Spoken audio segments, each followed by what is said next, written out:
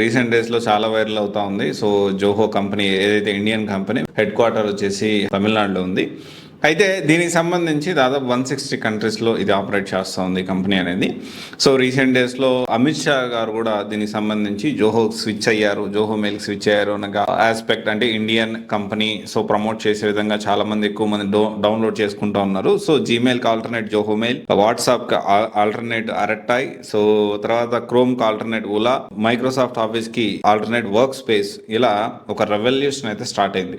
Almost 2012-13 నుంచి కూడా sales force అనేది సిఆర్ఎం నెంబర్ 1 గా కొనసాగుతుంది. ఎక్కువ market share, almost 30-33% market share అనేది సేల్స్ ఫోర్స్కి ఉంది. అంటే ఆల్మోస్ట్ 1,50,000 కంపెనీస్ వాడుతున్నాయంటే ఆ కంపెనీస్ వాడే ప్రోడక్ట్స్, దానికి సంబంధించి ఎన్ని ఉద్యోగాలు, ఎన్ని లక్షల ఉద్యోగాలు ఉన్నాయనేది మీరు అర్థం చేసుకోవాల్సిన అంశం.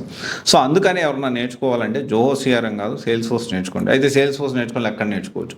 సో సేల్స్ ఫోర్స్ అయితే సో ప్రెసెంట్ ఉన్న సిచ్యువేషన్లో Swiss technologies which is located at మాదాపూర్లో ఉంటుంది.